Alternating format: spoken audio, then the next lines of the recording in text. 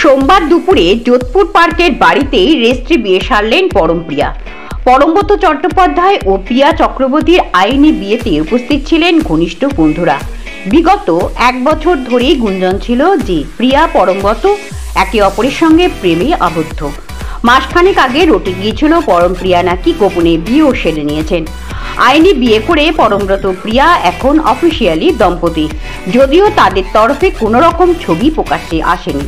সূত্রের খবর, পরমপ্রিয়ার বিয়েতে ঘরোয়া আয়োজনই হয়েছিল।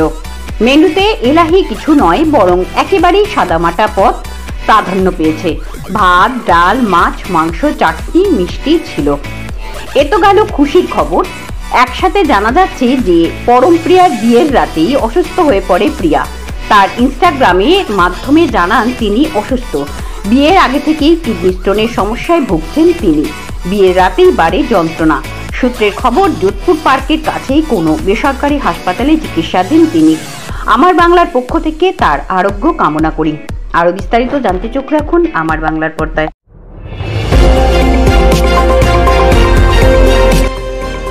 আমার বাংলা, সঙ্গে থাকুন, সঙ্গে রাখুন আমার বাংলা।